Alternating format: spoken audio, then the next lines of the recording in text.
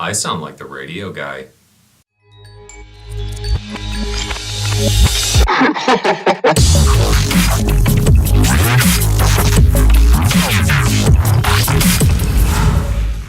What's up, dogs? It's Cameron with Venus Theory, and today we're here for a very special guest episode with OMSTRB. This is going to be a drum and bass production overview and some bass design stuff. I'm very, very excited. OMSTRB is an absolute monster producer, and I've heard some of his new works in progress, and oh my god, they're so good. So I'm very, very excited to interview him today and have him share some stuff with me and all of you guys. So if you're into drum and bass, stick around because this is going to be a great interview. So let's give OMSTRB a call and get things started. Hello, and here we are, everybody. This is the special guest episode with the realest OG of them all, Mr. B. Probably one of my first, 5 subscribers. It was you were the first person to actually comment on anything. Yeah, man. I knew right when I saw your videos, though, you would blow up for sure. So. Well, still started from the bottom, and now we're slightly above. But anyways, so Mr. B here is a big drum and bass head, and I figured it'd be good to have him on the channel for a quick episode here because I don't really know much about drum and bass, and I'm not going to pretend to.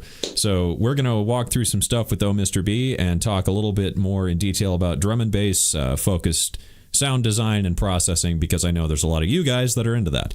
So anyways, Mr. B, first off, what's up with the name? It's pretty simple backstory, honestly. I had my last name starts with a B, and I'm kind of a gentleman when it comes to the way I dress. With today being the exception because I'm at home.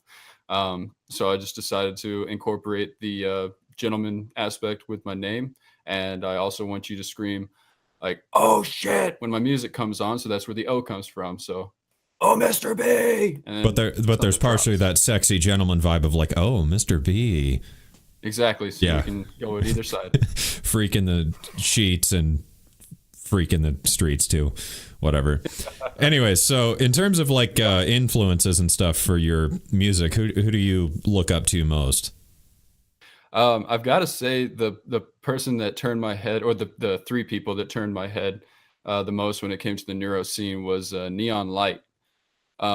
Of course, Noisia will always be the bread and butter. They're still the best in the game when it comes to sound design and structure and arrangement. But the way Neon Light incorporated actual melodic content with what was their track? I believe it was Winter Mute. Yeah, I'll have to check myself on that. But it combined just this amazing melodic aspect with the raunchiest Neuro bass line I've ever heard, and I was okay, shit, this is the future. And I think Neuro's kind of moved away from that since, but I think there's definitely ground to break there. Definitely the track that you showed me not too long ago with Roger Wilco and Vorso. Oh yeah, that was another perfect example of the perfect fusion of Neuro and halftime, just mixing. And I mean, it's just so good, but it must be hard to do. Otherwise, I feel like it would just be everywhere. Yeah, so definitely those 2 tracks. Yeah, those 2 tracks in particular have really shaped the direction I'm going in now. But I'm a huge Icicle fan. Proxima, I feel is going to absolutely explode one day. Because his tunes are just really, really out there, but still undeniably powerful for what they're aimed to accomplish is. If that makes any sense. Yeah. But that is a big thing too with your music. Your earlier stuff was definitely more dubstep focused from what I gathered, and then you started to really break into DnB, but I feel like it was probably once you started to get the melody in there, because that was my other question is, with stuff like Noisia and a lot of other DnB, it tends to kind of be like that, I don't know, not really bro step vibe, but it's just more atonal, and it's not really melodic. It's just more about these insane heavy sounds, but it's not really something you can sit there and hum along to yourself without. I mean, I guess you totally could. It's just you're gonna get a lot of weird looks. Yeah, no, I totally get that. And it is a lot of the tracks are either F F F F F F F F yeah F F F F. Well, it's kind of like the heavy metal scene anymore is people with 8 or 9 string guitars just playing the lowest string for 4.5 minutes. just, with Right. different rhythmic patterns more than anything. But I guess that's why it works too, because like they know what the music is for. Like you don't really want to be out on a club and think like, oh my gosh, what a beautiful chord progression. Yeah, no, It's you just want to like rage. So when did you start producing and stuff? Because it seems like you've come a long way in the last 6 months or so, but even then I could tell you'd been at it for a while beforehand. Yeah. I started producing. Well, I guess I'm not going to say producing. I'm going to say I opened up a DAW once about 5 years ago, and at first, I gave up because I couldn't figure out how to put a single beat into the sequencer. And then, like every 3 or 4 months or so, I would just open it back up and try to do one thing, couldn't do it, and then get frustrated. So it was and that's just a right around process of like, damn it, I'm gonna figure this out sometime. Yeah, I was more of a fan of the music back then, and like I didn't have this overwhelming need to create yet because like I was still just absolutely loving everything I was hearing, and I was like, man, they're already killing it. What could I offer? Um, but then YouTube started really coming along with the tutorials and like Mhm. everybody sharing knowledge, and like especially forums and everything like that. So once that digital age like ushered in like pretty much access to anything you could imagine, like that's like, I'm sure I'm like with a lot of people, that's when I started really trying to dip my feet in because the entry barrier was pretty much removed. Yeah, You that didn't and the have to know quality of the everything. tutorials too. Like the quality of them probably went up pretty significantly too around that time. I remember because like it used to be just like modern talking and how to make like a yoi bass, and Yeah, then people started really explaining like the cool stuff. right. Yeah, And I think it has to do with when the Yoi based tutorials were going around, that's when everybody had just started out. Now those same people actually have knowledge just the way the heads that we look up to do. And that's yeah. why like everything's starting to snowball and you can make any sound from any producer pretty much. Which is definitely a good thing too, because like I remember starting out because that was like 10 years ago for me, and that was just like I don't know what I'm doing. And then you see these people with all these cool plugins, and you're just like I don't get it. Yeah. And then you just sit there smashing buttons, and then you're like, okay, yeah, I'm gonna uninstall this. Right. So when you're starting a track, that was kind of a question I had more than anything, because like typically when I start a track, it's more melodic, and then I start to get rhythms going and percussion, and then I start kind of inching in with the bass and the heavier elements. But with drum and bass, how does it work? Because I mean, it seems like the drums and stuff are always pretty consistent. So is that like just the first thing you just lay down and then start doing sounds, or do you have like a melody and progression in your head beforehand and start with that? No, I very, very rarely have a melody or progression in my head for a drum and bass track. Maybe for like an electro track or glitch or something like that. But yeah, generally, like I'll just try to make the most ridiculous, like disgusting bass I can, and then try to make it rhythmic, either with cutting up with volume automation or filtering sweeps or like resampling to make it sequence right. And then like I'll just put that in say a 4 bar loop and play it incessantly while I make sure like it's got all the changes that I would want to hear in a track because like I feel like I have a pretty good ear for like what the true bangers are and like what elements they kind of all follow. And I'll tell you right now, it's not like straight rhythms. It's not like eighth notes, 16th notes, and call it good. Yeah. Just listen to anything that anybody says, like, "Oh my god, fucking tune." It's probably got shit like all over the place. Oh yeah. And that's something I had to learn over time because like you can get the exact same sound that you're looking for, but then comes the sequencing, and that's when you can get hung up all over again. So just like really, um, I'm totally rambling. I'm sorry, It's fine. but always use reference tracks to do what you're trying to do. Like as soon as you get to the next level, figure out what you're missing, and then listen to a track that does that, then try to match that. Don't ever let yourself sit like, okay, I can make a sick bass. Now I'm going to make another sick bass. Like, no, how are you going to use that sick bass? Because a sound is just a sound until you do something with it. And so it's more about like designing something and then trying to form the context around that sound, Yes. and then Yes. building and arranging from there. That's interesting. I don't know. I guess I don't really ever do drum and bass though, so I've like never tried that workflow. I was gonna say, like, don't get me wrong. I mean, everybody does it a different way. Some people start with processing their drums and making sure the drum groove is tight, which is equally important.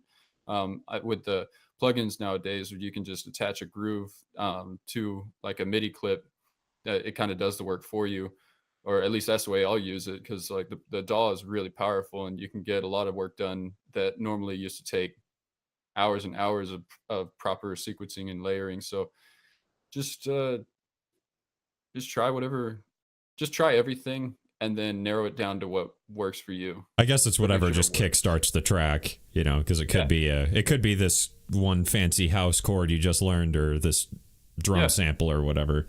And that's usually how it is for me too. You know, I get one sample and I'm like, that's really nice, or you know, a melody in my head, and just roll with whatever comes first. So totally. With basses, it seems like you're a pretty heavy Serum user. So what else do you use in conjunction with Serum? Pretty much going back to how I use YouTube. I mean, there's so many big names that have put out tutorials on YouTube that show exactly what they've used for certain sounds. So I'll just watch someone that I love, like Rezo is a huge influence, and I'll watch him make a sick bass out of like Massive or Albino 3. Everybody sleeps on Albino 3. That thing is still amazing. I've still been meaning to download that, because that seems really, really fun. Well, if you can't find it, Thorn just came out, and it's also a spectral based synthesizer, and it gets a really, really amazing results. I had tons of fun just clicking through the factory presets, and each one of them, more often than not, had something about it that I was like, how is it doing that?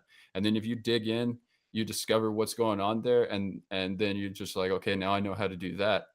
Like, I'm pretty sure one Neuro pack that I absolutely love by Origin Sound used a lot of sequencing that plugin does, because it's it's really great. Highly recommend it. That was like when I downloaded Zeta, and I was talking to you about that, because that was one of those things where it's like, as soon as you play with the presets, you're like, damn. Even though work. Zeta is like old school now, but that's still a hell of a plugin. I was really late to the party on that thing. Right. But but back to your question, FM8, just because like FM is, if you want something that punches truly, I mean, find and buy Icicle's preset pack. If you don't know Icicle, you need to know, like, he's probably the most technical head in the game. Like, he knows exactly how the digital world works, and his tunes prove it. But you like download that and understand like how a synth can be punchier than the loudest kick you've ever heard, and use that to your full potential. And then recently I saw a tutorial for Hive. Oh yeah. UHE. Yeah. Made an amazing bandpass bass. I mean, yeah, like just don't limit yourself, because you guys need to go watch Cameron's video on why you should keep a bunch of synthesizers in your repertoire, because every one of them sounds different. That, and everyone works for specific cases better than another. Where like if you're stuck with a Serum patch, you know, maybe just try something else altogether. Yes, because sometimes it's just like, you know, you can't force it, because that synth just doesn't do that thing, whatever that thing may be. Right. On the note of bass design, question I kind of came up with listening to some of your stuff and just some other drum and bass stuff this morning.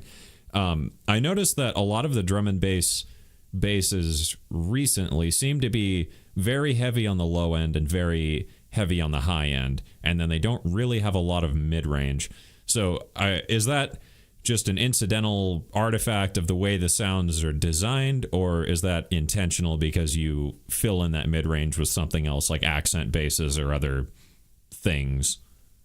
Exactly. You either fill the range with other things or accents, because when you take out the mid-range, then you can push the bass that much harder, because the mud isn't in the way as much.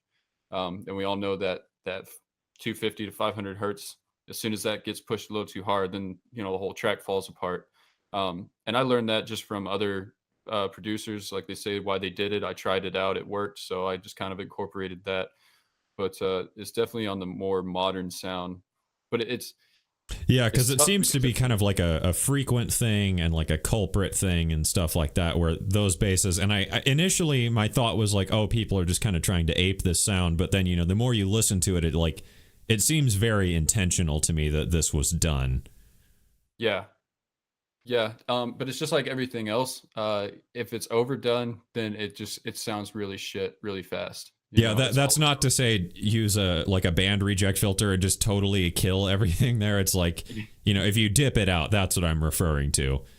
Yes. But yeah.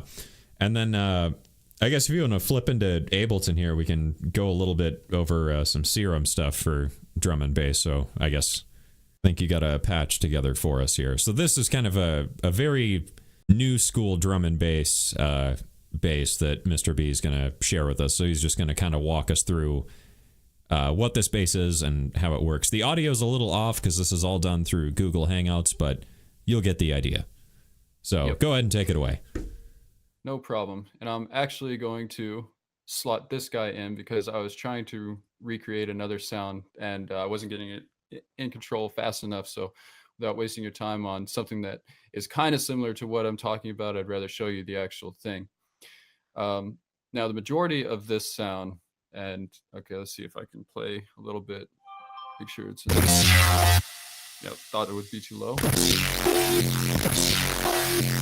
Now I'm not sure how that came through, but it sounds like a little Space Laces E kind of esque. And the majority of this sound is coming through the Combs filter, utilizing the fact that the Combs will actually play its own tone when you change the cutoff. And then through heaps of proper distortion, you can turn the resonances. And Cameron, please jump in and correct me if I'm wrong or anything, because I'm still, just like everybody else, I'm still learning on everything. Yeah, you should just uninstall Serum. This is all sick and wrong. Thank you. See, that's why I love you, man. You're always keeping me honest. Yeah. So let me see. Without this distortion, you can kind of hear how it's just got its own resonance. That almost sounds like massive without the distortion.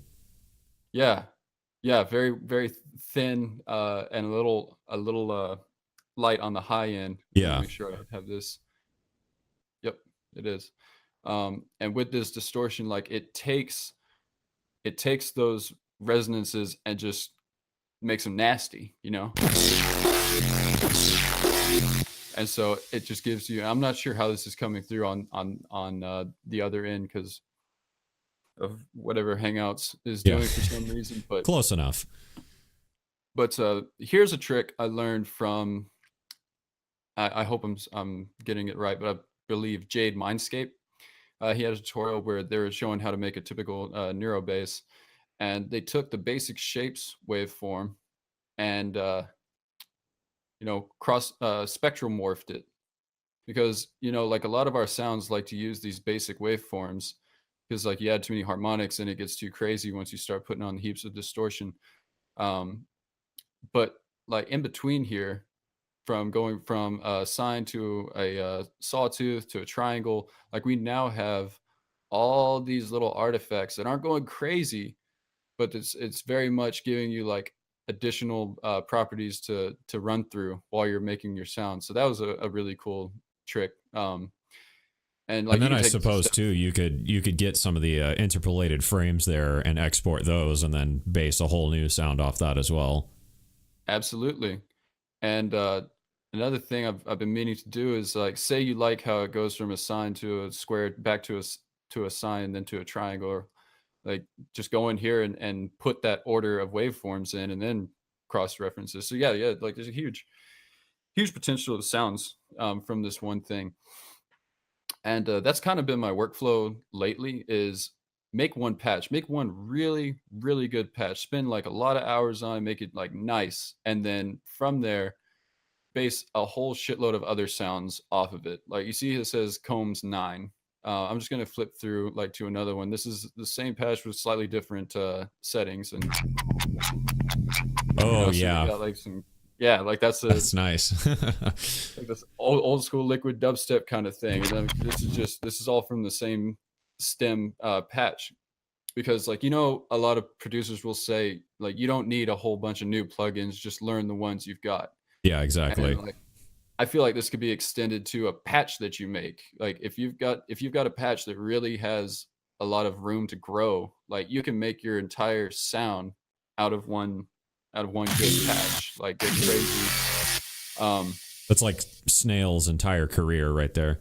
It's like he made this one sound and now he's really, really good at that one sound. Right.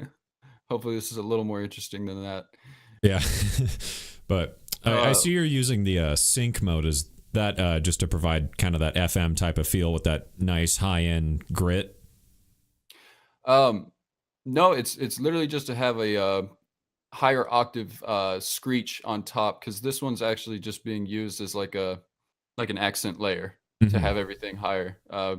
Because once the distortion kicks in, I believe it's from the diode distortion, is it only lets in certain frequencies once they get to a high enough point. So that's where you can get like some of it, but not all of it. So it can kind of come in a rhythmic way, and that was just by accident. I would like to sit down and really understand why it does that, but that's what it does. It's kind of like an old it's just Skrillex style trick too, is to get that screechiness but use it, in varying amounts. Right. Yeah. So it's not just like yeah, exactly. Because that gets really old. Really old, really fast, right? And then it looks like you're doing some other stuff there with the EQ there in the effects section. So those are just some what are those bell curves being automated, right? Yep, just some notches and peaks. The notches go up and down as the peaks go up and down, so they kind of like meet in the middle and get this where you get the formanty wall kind of thing. I'm tempted to open up another project where I have like the proper processing, because as you can hear, like it's kind of like a step sequence thing almost. But the way I used this sound was where the kicks fell for the sidechain ducking. It made everything, gel better. So if it sounds like, this kind of just sounds like noise, also take into account that you need to hear it with context of your track, with like where the cuts and everything are going to happen.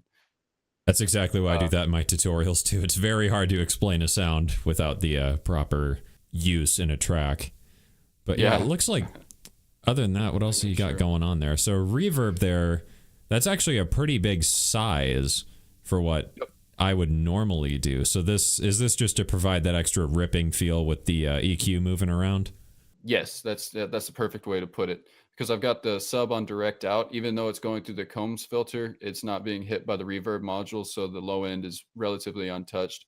But generally, if I have any problems with the low end, then I'll just bounce out a group and make a copy for just the sub region, so I can have like the clean sub. But sometimes like the movement in the sub is nice, because you can get like you'll get phase issues, but it'll be so drastic because the sound is being pushed so hard that you can get like really strong dynamic movement that you might not have thought of with just your normal sequencing. Yeah.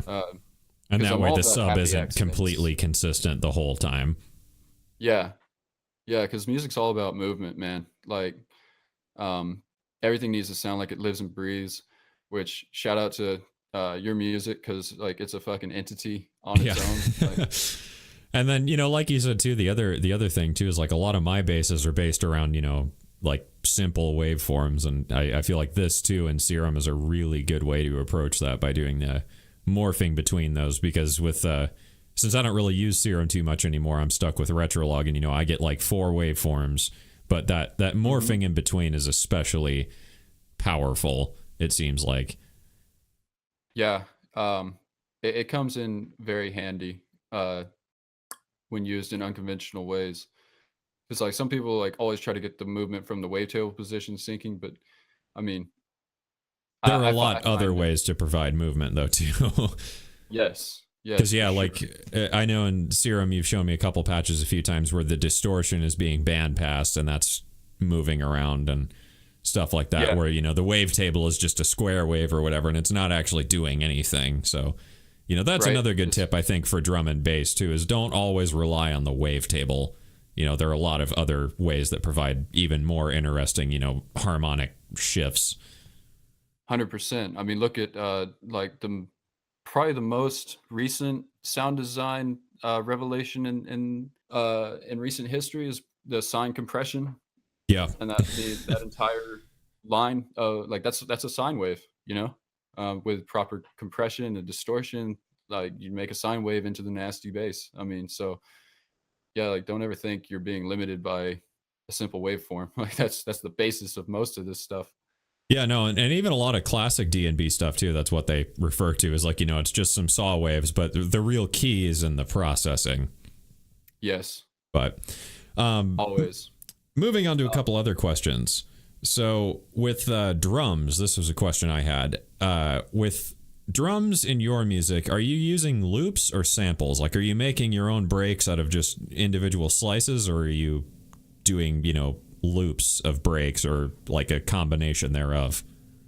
It depends on the mood I'm in. If I don't have any kind of track idea in mind, then I'll just put down like a really dope loop so I can get a bass sequenced. But otherwise, yeah, like I will go to sample packs that I know and trust. And I would like to go over some of them because like there's 100 tutorials on processing your drums correctly, but man, like if you really watch, like Break said this in one of his seminars where they're asking you like because he's known for like the most like amazing breaks ever, hence the name, right? Yeah. And his sequencing, like he knows drums inside and out. And one of the people asked him, like what should I do to process my drums a lot? And he says, honestly, man, like I used to spend hours and hours making processing change to make sounds decent, whatnot. Just find a really good sample. Like find a good sample from someone that knew what they were doing in the first place, and you will save yourself so much time. Yeah, that's like 90% of the battle with drums is like you can sit for hours polishing a turd, but then it's just going to be polished shit. Yeah, absolutely. Every time too. And like unless you're like a master in the field, you're probably not going to recognize exactly like what aspects of drums to belong in the genre that's going to sound appropriate. Mm-hmm. So yeah, like I just highly recommend this pack right here, the June Miller pack. Like they're absolutely masters in the scene. Rip, because they announced they were stopping last year or Damn. this year. I hope they come back. Like I hope it's just like a big marketing ploy. Yeah. But they're kind enough to bless us with some of their sounds and loops, and they've got drum loops, and they've got like individual drum hits. And then I'll start with a kick and a snare because I know it's perfect for the mix and it fits. Like of course you might have to do some slight tuning, but if you have to go more than like one semitone, try to find another sample because the transients will suffer, and that's like everything. In this genre. And I've noticed your drums are particularly heavy too, in a really interesting way. So in terms of drum processing, once you have your samples and loops and whatever all together, I mean, are you doing everything separately, or are you kind of grouping things in a certain way to, get them to really hit hard? Well, let me see, because my processes are changing every day as I learn something else. But I can't ignore the fact that like different, like most of my tracks I did something different on and it worked just the same. Mm-hmm. So probably the simplest would be finding a drum sample that really works, and then deciding what it needs to do in the mix. Like how loud does the kick need to be? How loud does it in comparison to the sub? Like do we want the kicks driving it? Do we want the sub driving it? And we can just kind of let the kick sit in the back. But generally a glue compressor, highly recommend. You can get it The glue is what the VST version is called from Cytomic. And I'll just slap that bad boy on. That's made quite a few appearances in my videos lately. That's a hell of a compressing plugin. It is. And what's great about it too is when you keep on this soft clip, and shout outs to my instructor, Jerry DeFilippo. He's got a YouTube page where he goes over this exact tip. But it's really, really interesting. The way the glue compressor works is with the soft clip, it won't allow the signal to clip in the traditional sense. It will still go slightly above 0, but you won't hear any distortion. But the peak will lower as the sustain is raised. So basically you get a lot more volume and it's louder and it comes in at a lower input. Like, let me see if I can demonstrate that, because I'm listening to myself talk and I'm like, okay.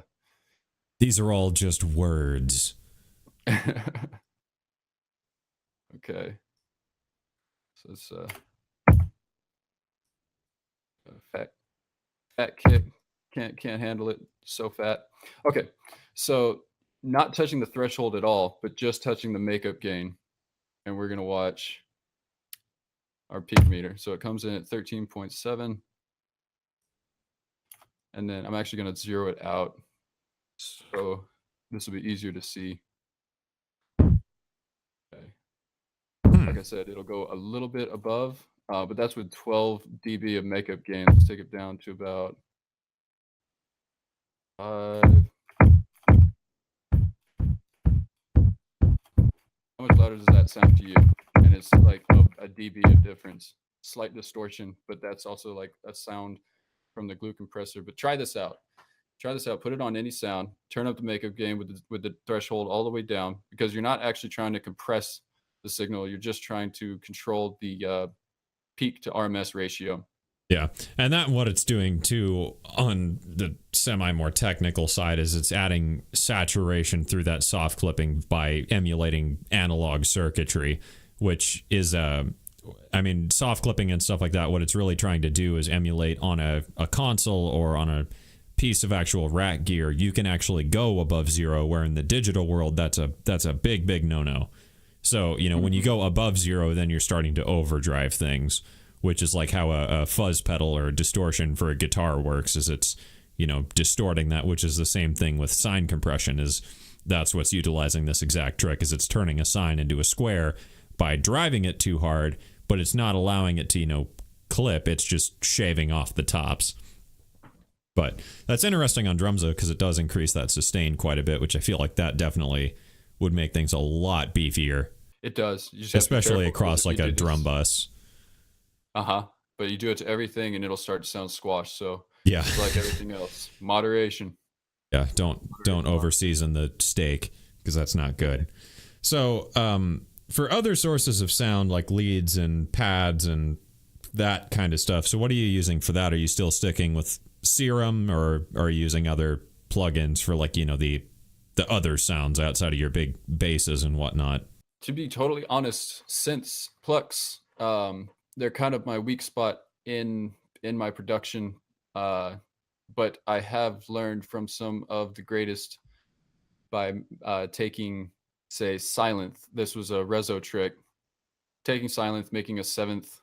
So he used Sylenth. You can use Serum. Any soft synth will work. And if you're worried about your synth coming in too harsh, it's just because the low end is too high. So just turn on a low pass, and then you can probably get it to sound pretty similar to the soft synth that you like.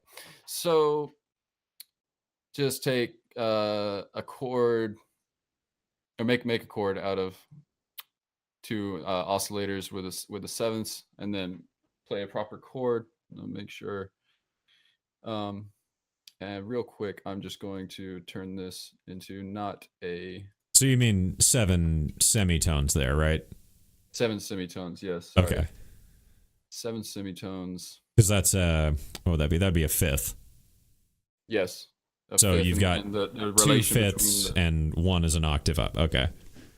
Yes. And the relation between the 1st and the 5th is the strongest. That's why you can play any 2 chords and they'll work together. Mm-hmm.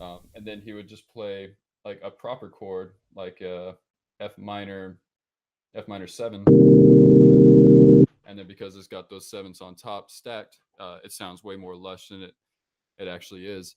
So it's kind of like the house trick of just adding in the ninth all the time, but you're just playing like one note. But through a polyphonic synth, you can get, a chord out of a single note and stuff like that.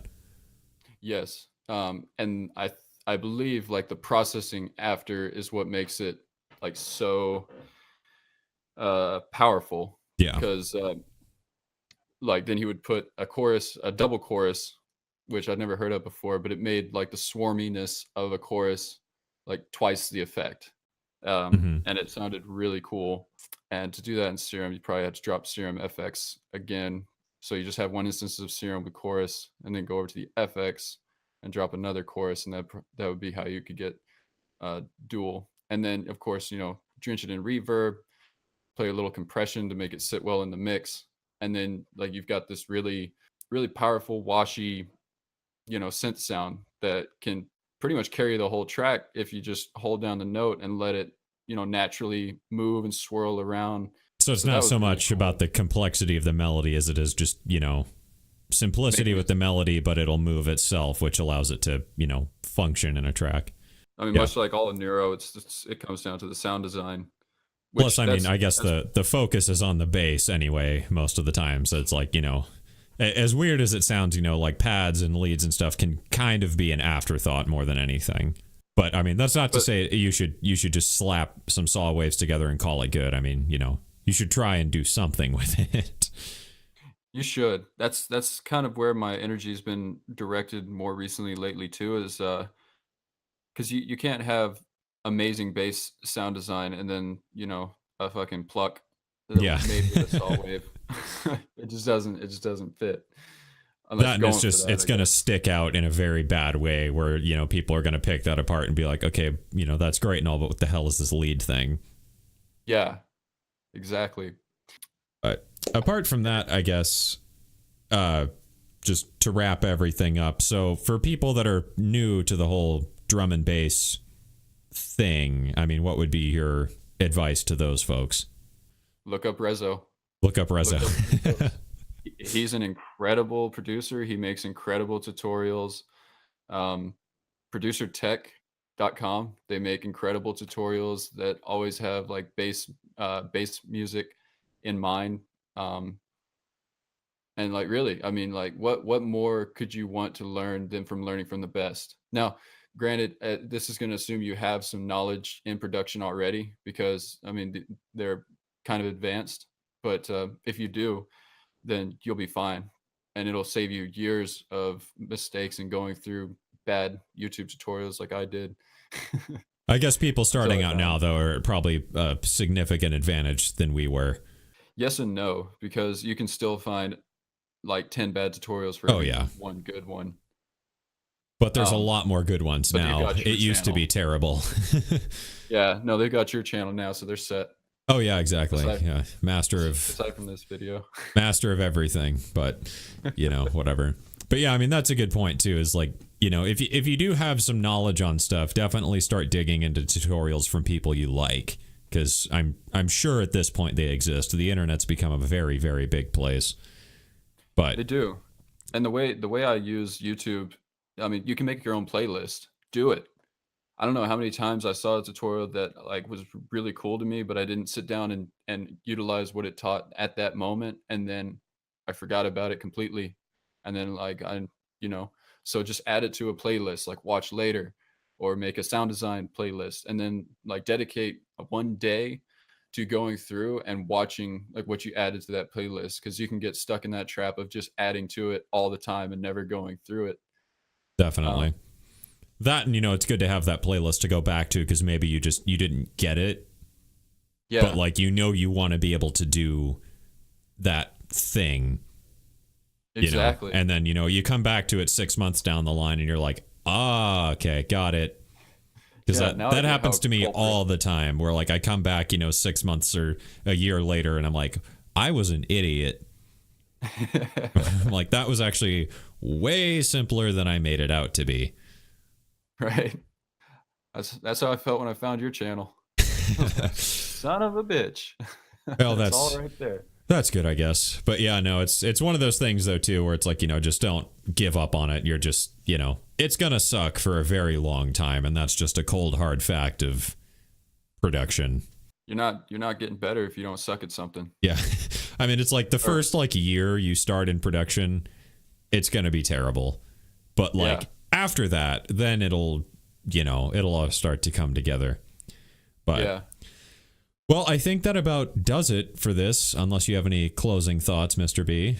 No, I can't think of anything else. I'm sorry if the demonstration wasn't up to snuff. Like, I can definitely come back and tidy that up. If anybody has any extra questions, just ask Cameron. I'll get back to you through him.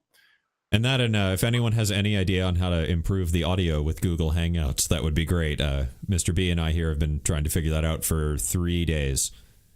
And yeah, this is what we got. But anyways, so I think that about does it. So thank you for coming on, Mr. B. It was good to have you, and really cool to see some of the stuff and samples and processing stuff. It's given me a bit to think about. Yeah, no, thank you so much for having me, man. Like, everybody y'all need to watch this guy, because he's gonna be everywhere soon. I guarantee it. I hope so. They'll have naked posters of me. And then so there will be a link to Mr. B's SoundCloud. He's got some new music coming out soon-ish, right? Yes. Soon. And it's got some pretty dope artwork with it too. Yeah, exactly. But yeah, no, then, so definitely check that out. There'll be a link to his SoundCloud in the description box below. But anyways, guys, so that does it for this. And that is it for this, everybody. So thank you for watching. I hope you liked this, and I hope you learned something. It's always very interesting to talk with Mr. B, and I'm very excited to see what he comes out with in the future. If you think you've got something to share with the world, drop me a link to your music below, and I'd love to check it out and see if it'd be a good fit for the channel. So that's it, guys. Thanks for watching, and I will see you again soon.